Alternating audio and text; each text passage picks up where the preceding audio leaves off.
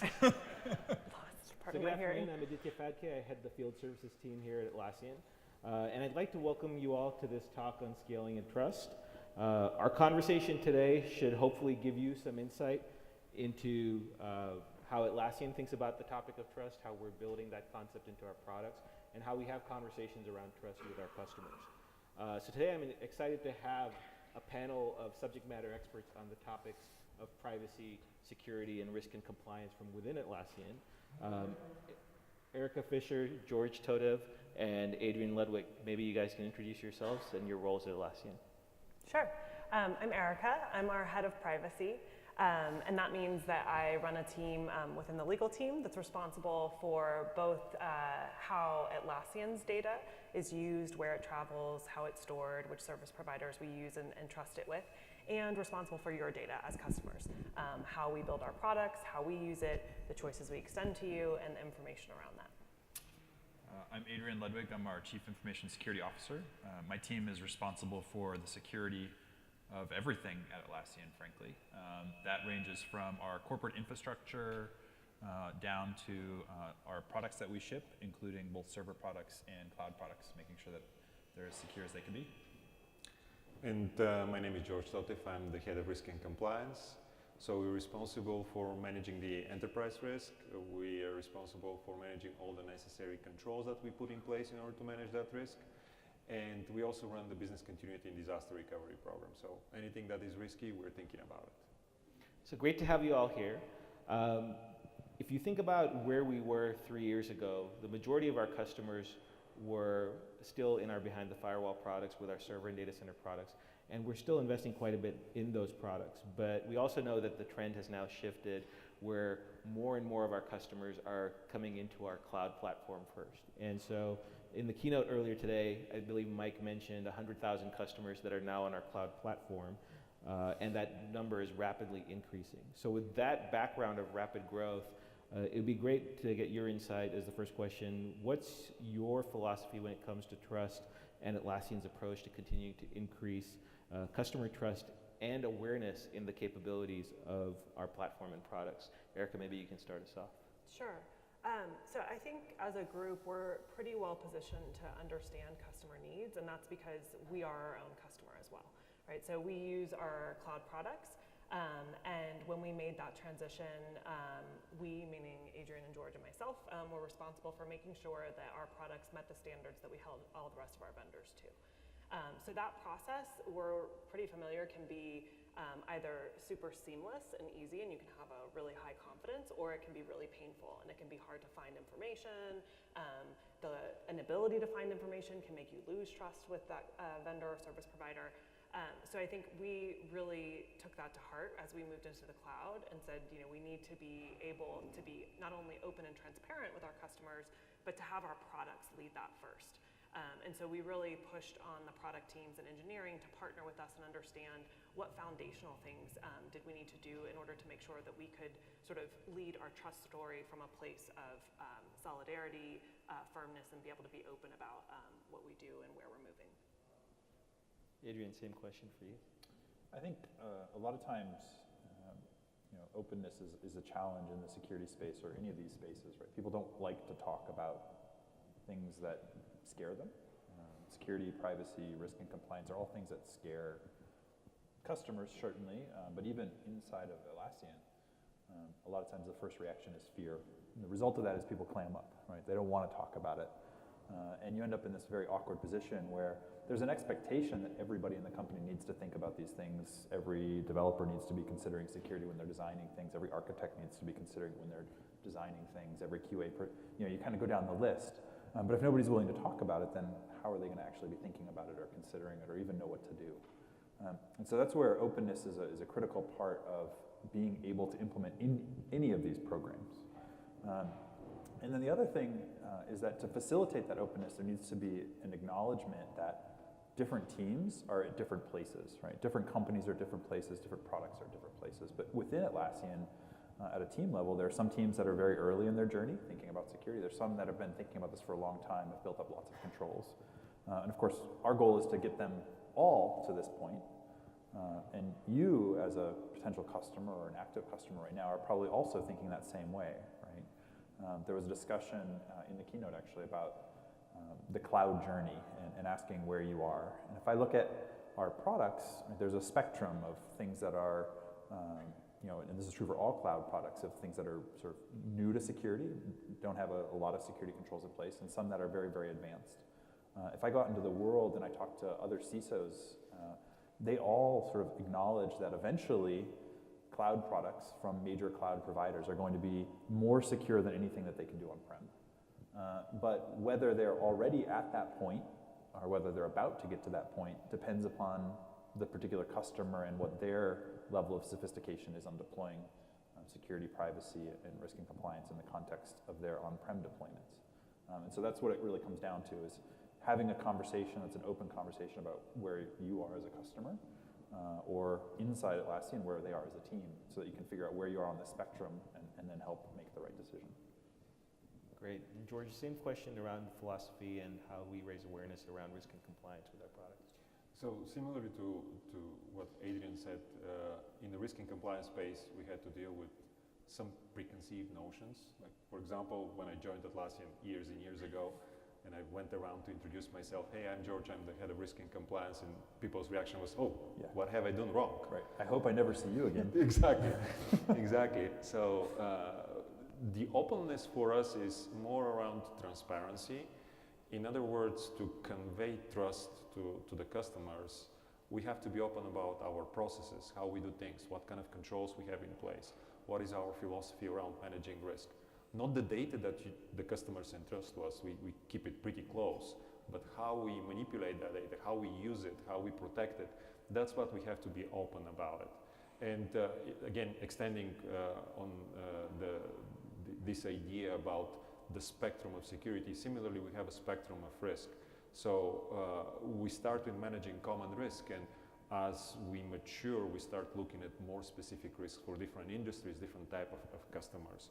And in order for us to be able to do that, we have to stay really close with the customer. So this is kind of an open invitation. Let's work together. Let's figure out exactly what your concerns are so we can start implementing them. On the other side, we have to stay really close within the product. And one of our philosophy is not to have a nonsensical compliance, not check the box compliance. Because we've done it this way, we will continue to do it the same way. That is kind of one of the important things for us is whatever we do in terms of reducing risk or managing risk in general has to make sense. And that's why we are heavily embedded within the product teams as well, so that we can learn from them and at the same time match it with what the customers are asking for. Great, thanks, George. Yeah, Adrian, Atlassian now has 3,500 more employees. We ourselves are on that enterprise company growth trajectory, and so internally we use our own cloud products to do business. How are you involved in that transition, and how do you feel it affects our view now on security, risk compliance, and privacy? Yeah, internally we use all of our products. Cloud, server, weird hybrid things that we never shipped, quite a few things. I like to point out that one of the most difficult challenges that we have on the security team is we track security issues in Jira, just like we track everything in Jira. But we have about 30 different, maybe roughly 30 different instances of Jira. 28-ish of them, maybe 29 of them are server instances that are managed on a per team basis, and then one of them is the cloud instance with several dozen projects that are in there. But if somebody asks a simple question,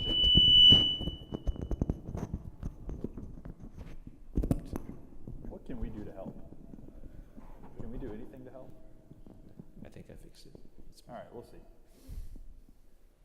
Simple question like, how many security bugs are open right now? Answering that question is super hard. So we've built a whole bunch of automation and bots that scrape all these things and pull them all together in order to do that. At the same time, answering a question like, what apps are people running across our infrastructure is a challenging question, right? Because what's running on one team's instance of Confluence is different from another team's instance, et cetera. Over the last 2 years, we've moved to more and more of our capabilities onto cloud. And one of the biggest concerns there was once you move it all into cloud, then things like the administrator of your cloud instance has access to lots of data. How are you going to manage that? So we had to think a lot about how you're going to provision those, what the protections are in place. And I'll talk more about some of the work we've done on insider controls recently.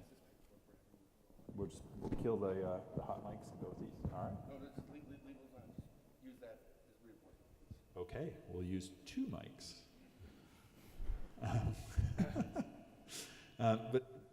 So thinking about how to manage apps is one of the big things that we were very involved in the migration toward cloud. What are the policies going to be? What is the administration of that going to be? And then also thinking about how administrators have access to data and what are your insider data access controls is also a big area that we had to, frankly, do some reinforcement in the cloud product and also in our own internal processes to make sure that it would satisfy our risk and security and privacy needs.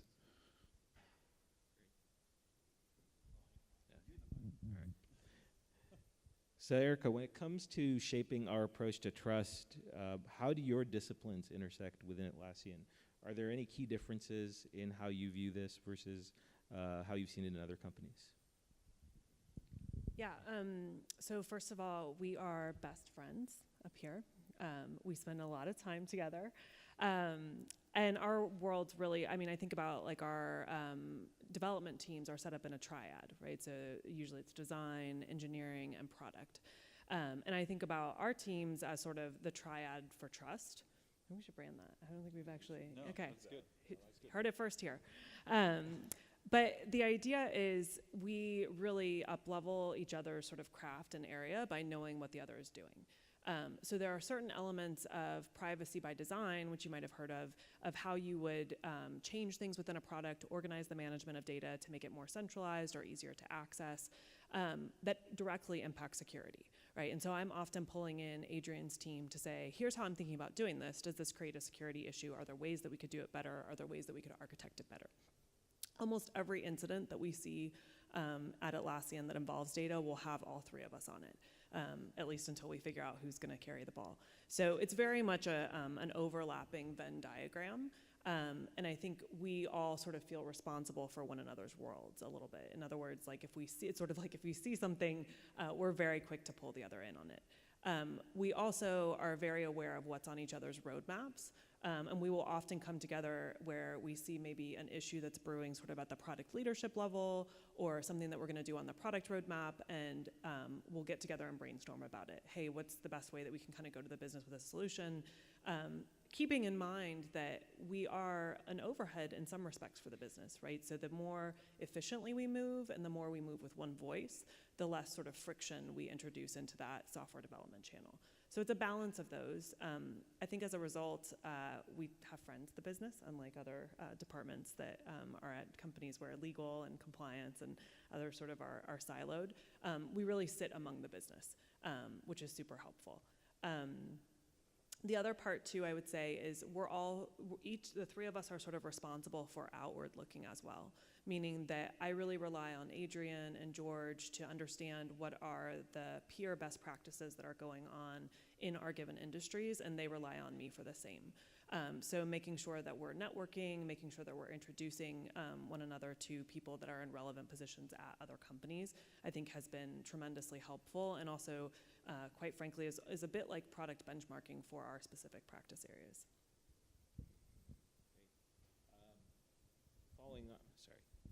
Following on that question, looking back at this past year, what's been the thing that's occupied your largest percentage of your headspace? And even thinking ahead, what are the things that are top of mind, or even things that you believe might be slightly overrated? I'll go first again. What's that? Now that we're capacity. Yeah, right down the line.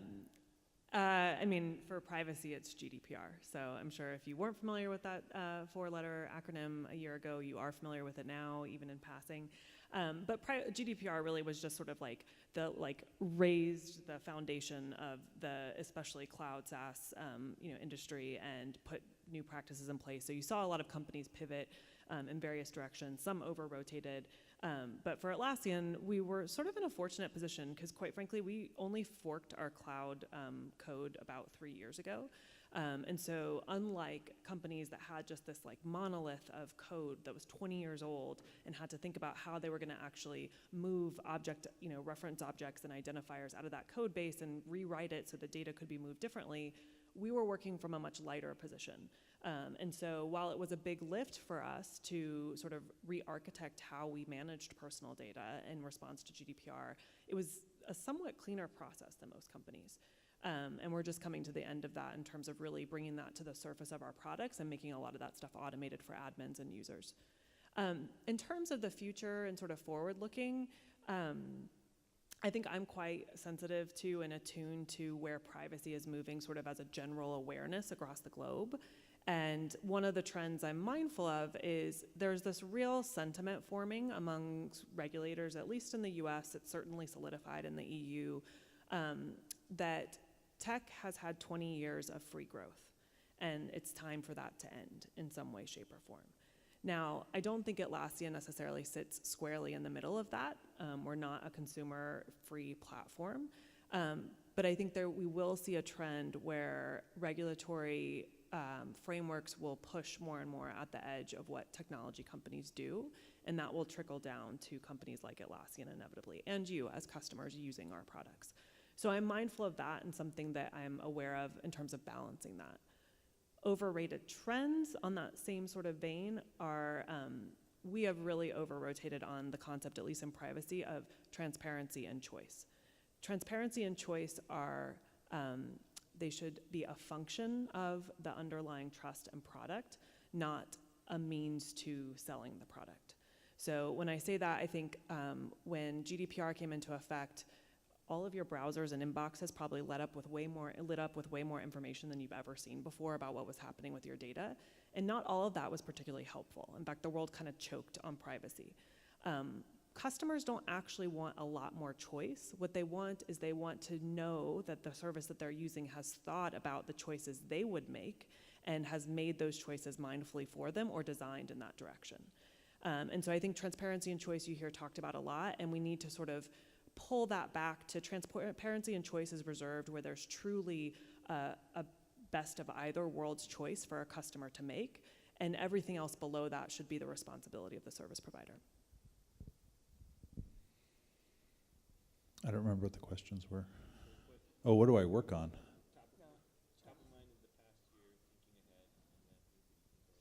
So the last year, there are a bunch of things that we've been working on. So probably the two biggest ones that are unique to our space are around credential stuffing. Do people know what credential stuffing is? So there's a problem when you move from being a relatively small provider to being a larger provider, especially on the cloud, where suddenly you begin to realize that the username and password and other authentication that people use to connect to your service is probably being reused across other consumer services as well. And so if a Yahoo or an Equifax or any of the other big providers get popped, your credentials leak out. And so one of the things that we've been battling, which I think is true for any mid to large size cloud, is credential stuffing and building those things out. The approach that you have to take is to begin to really understand, not just does the thing connecting to my service have credentials, but are there risky characteristics associated with it? And so you begin building out a risk engine for analyzing the interaction that you're having, for looking at tokens that are being passed in, sort of in the middle of a session. You really begin to have a much more sophisticated understanding of the risk associated with an interaction with your service. So that's something that we've been working on, which is the kind of thing that most enterprises probably really haven't thought about and had to do much to worry about. But it's great for detection of things like insider threat. It's also great for detection of sort of classic misuse of credentials, or if those credentials leak, right? So it's good for things like phishing as well. So a lot of what we're building there are things that put us sort of at the forefront of what an enterprise would be doing in order to keep up with the expectations for what a cloud provider would have, right? There's shifting responsibility and much higher expectation for cloud security providers. In the same way, we've been thinking a lot about who has access to customer data and what the situations are where they might have access to customer data in the context of normal operations inside of Atlassian, right? Clearly, if you call your customer support representative and you say, I need help because I'm having this problem, that customer support representative needs to have some mechanism for being able to get to your environment and help you with the problem that you're facing in cloud. But at the same time, there's a very high expectation around what that access is going to look like and how strong those controls are going to be. Because we don't want to have unfettered access by anyone inside of Atlassian to your data, which is also really interesting because, again, if you think about an enterprise environment, well, your admin or your IT department probably has access to all of the data, right? So you're not necessarily yet at a point where you're thinking through how to build those controls in place. But because we're on the cloud and there's an expectation, which I think is a reasonable expectation, that we have those protections in place, we're a couple years ahead, at the very least, of where most places would be in terms of protecting against insider threat, because that's just the baseline expectation for what a cloud provider would be providing. So we think a lot about things in the context of cloud and how to make sure that we're getting those controls in place, and they end up being really valuable for customers. The other thing that we're spending a lot of time on is thinking about our own environment from a security standpoint.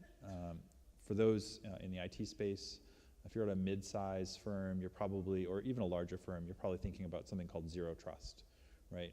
As your employees, partners, et cetera, have more and more of their data in the cloud, how do you use a traditional sort of border VPN or boundary firewall-based architecture to protect those assets if all of your assets are actually out in the cloud?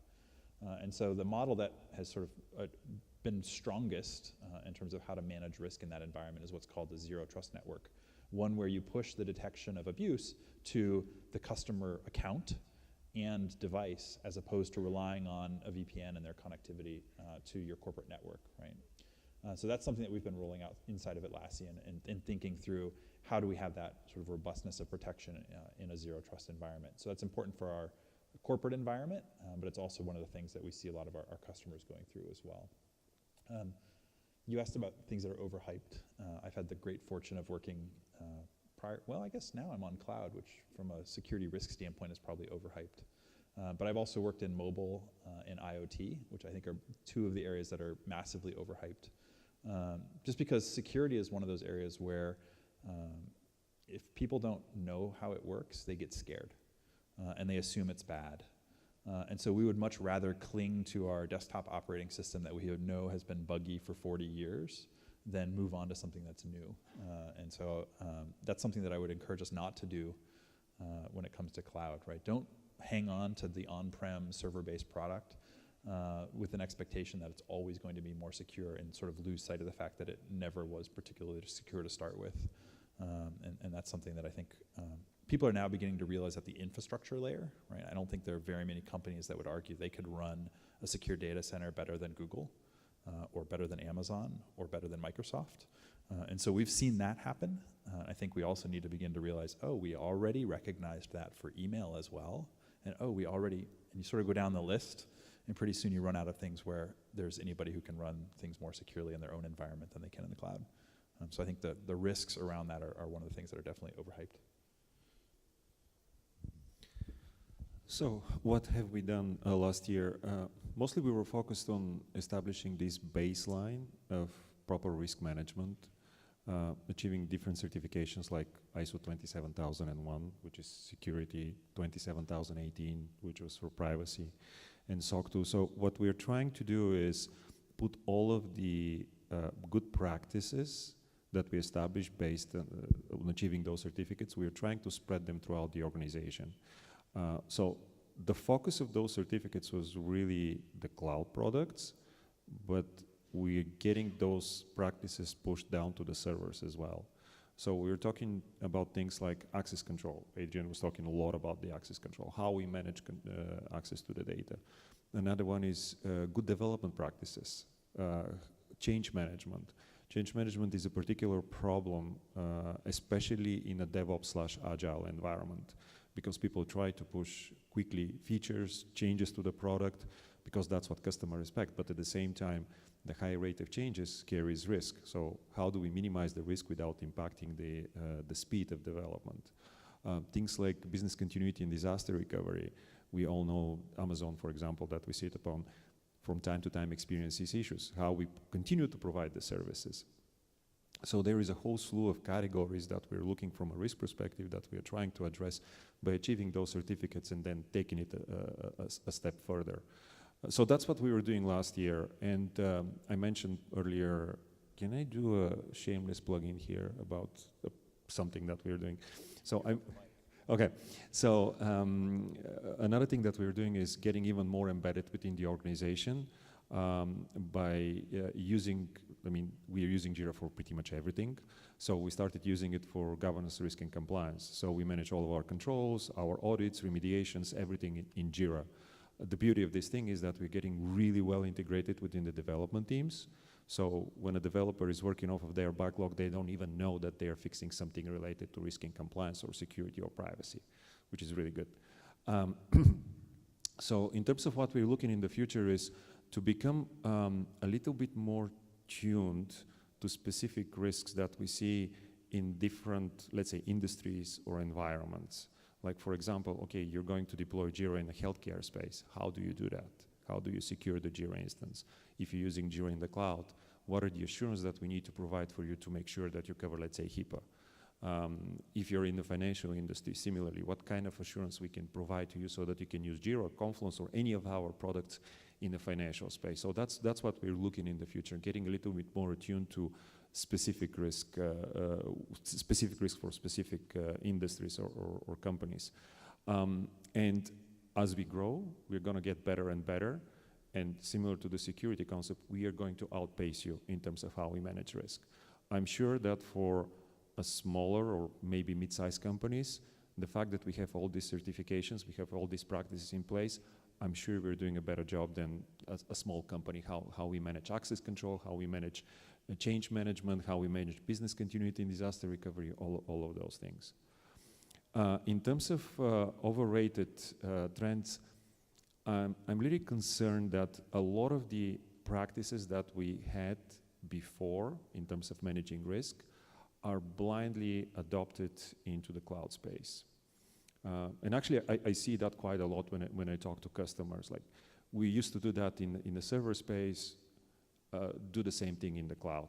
It may not even make sense, but that's what our compliance team asks for. So again, it is good for us to be engaged in those conversations because we can help you explain what are the risks and how we are trying to address those risks to your compliance, risk, privacy, security, whoever is responsible for managing risk on your side. One example, for instance, is the questionnaires. We're getting questionnaires all the time because we are a vendor. We receive a questionnaire of, I don't know, maybe 100, 150 questions that in most cases is a regurgitation of those certificates that we had. So instead of looking at something that is provided by an independent third party that provides a high level of assurance of how we do certain things, our customers rely on a questionnaire that we fill in, and it's really our word how we do things. So this is an example of maybe we should look at things in a different way. And that's why there are numerous of examples of processes that are in the server space, behind the firewall space, that are blindly transported into the cloud world. That's why it's really important for us to be engaged in those conversations. And we had numerous of occasions where we get involved, have a risk and compliance person talking to the risk and compliance person on the other side, explaining, okay, what you're asking doesn't really make sense. Actually, we have a better way of doing it. And the other side agrees and say, yep, that's actually better. And that speeds the deployment on your side. Thanks. So Adrian, related to that topic you raised around security and zero trust, how do you balance the need for tightly secured admin systems and practices that the business needs for agility and innovation? It's actually kind of related to what George was just talking about as well, where I think there's an assumption that security's job is to say no. Privacy probably says no a lot too, and certainly risk and compliance, we all know they say no all the time. And so a key thing is to recognize that no is not the only tool in the tool belt, to use a horribly abused metaphor. There are other things that we can do as well. And I'm a huge fan of thinking about social behavior, trying to reinforce positive security practices in that behavior, and then putting some minimal audit in place to be able to understand whether that behavior is actually being followed through on. The example that was used, or the metaphor that was used at Google, was that of the smoke detector and the smoke alarm, right? Any one of us in here could go to the back of the room, break the glass, and pull the alarm. And that's critical because that means that any one of us here could be like the lead firefighter. And you don't have to be empowered to be that person. You just have to be in the room and see what's going on, and you're then able to cut down on the sort of damage, and you're able to move very, very quickly. But it also means that somebody has to be comfortable putting that alarm in the room where anybody could pull it. And so we have social practices around, it's not a really nice thing for you to do, and laws around how it's restricted, but ultimately it can be done. And we do that in our environment as well, right? A large portion of our developer community within Atlassian can go audit a production event. Like, we can react very, very quickly if an incident is happening to get a service back up online, as opposed to locking it down so that there's absolutely nobody who can actually find out what's going on, right? Access to debugging data, hugely important. But there has to be social constraints and auditing around how that access takes place, what the situation is, and what the postmortem is after the fact to be able to address the situation so you don't end up with abuse. So definitely push to make sure that your security team is thinking through ways to provide that kind of flexibility and not just saying no and preventing access, because that will definitely slow things down. Great, thanks. So we're actually going to take a couple of questions from the audience now. I think we have some mic runners here. And when you're asking the question, if you could just mention your name and the company you're from as well, that'll give us some context as well. So we'll take some questions.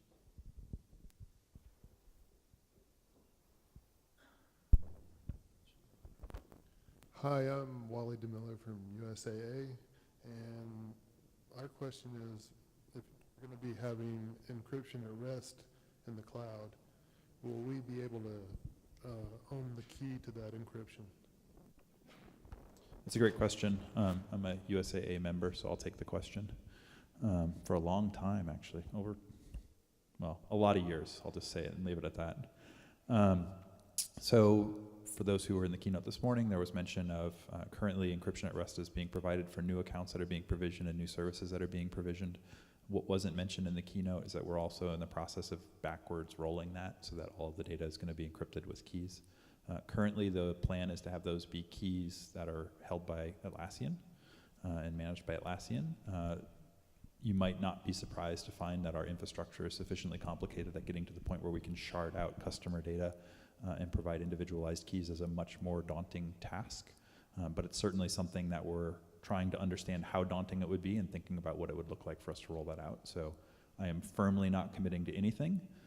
But we do definitely understand the issue, and we have lots of people looking into it.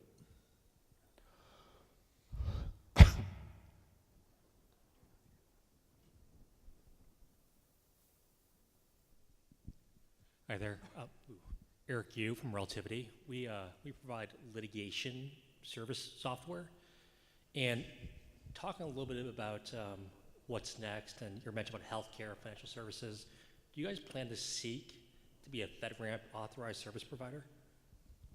Curveball.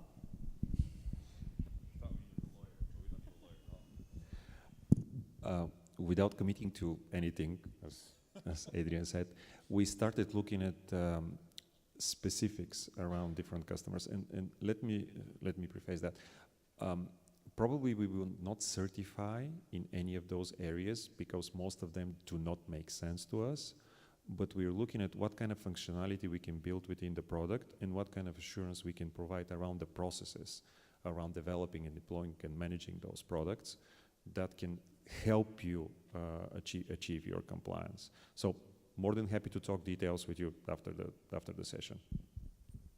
I would add to that, and it was mentioned in the keynote today, but as we mature in the cloud, those are definitely North Stars for us, right? So we don't want to build in a direction that we have to do a hard, dog leg right at some point. We understand that that's where our sort of most sophisticated customer is. It's just a matter of sort of the pace at which we build in that direction. So nothing that we do, whenever we look at these programs and we're looking at it from an architecture standpoint or feature, there is always the question in the back of our minds of where does this position us vis-a-vis our more sophisticated customers, and does this advance the ball towards that? I think we have time for one more. If any other questions?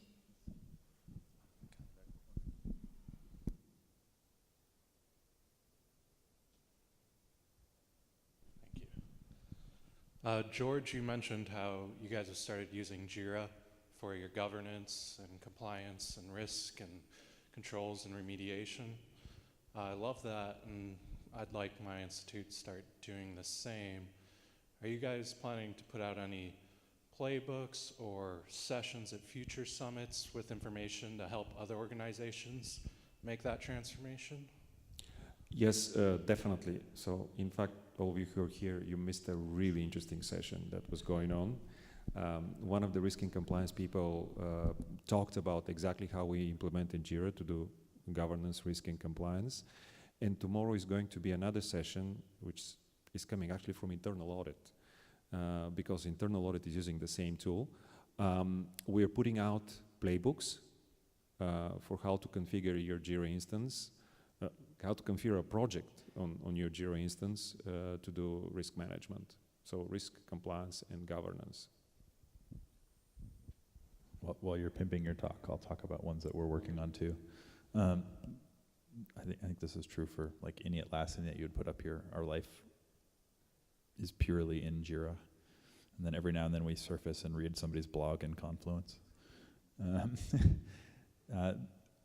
On my team, one of the things that we deal with a lot is incidents, security alerting, and we've actually got a framework that we've put in place where we're using Jira for the entire flow. So the creation of alerts that then flow into Splunk, the detection of incidents, the remediation of those incidents, the post-mortem process that's associated with it, the identification of gaps and loggings, and all of this being a series of flows that go through Jira. I think we're going to be trying to get it into a couple security conferences later in the year, but ultimately, our goal is a lot of these tools that we've built on top of the platform are ones that anybody could use, and they also, especially in the security space, highlight gaps that exist in tools that are out there right now. It's been incredibly helpful for us to make sure that we don't have a seam, right? For those in the security space, that means we don't have a third-party tool that's managing incidents. What we have is Jira, and that's great because the people who actually will fix the bugs and the people who will actually follow up on the issues, that's where they live. And so it gives us a much faster response process. It makes it really, really easy for us to say, hey, this hasn't moved, why not? And they know what we're talking about because we're actually operating in their world. So Risk has done a great job with that as well, right? You fix an issue and all of a sudden there's a cascade of events that take place and they don't need to follow up with you at all, which is really, really elegant from a developer or IT department sort of environment, which is great. Great, so we're actually at time, and so I hope the audience today got a feel for Atlassian's thoughtful approach around privacy, risk and compliance, and security. Obviously, we're making a lot of strides in these topics in our cloud environment, and we'd love for you to engage with us further throughout Summit on these conversations. And of course, we have the Atlassian Trust site as well, where we publish a lot of our latest information. So please connect with us, please check out the site, and we hope to continue the conversation with you. Thank you.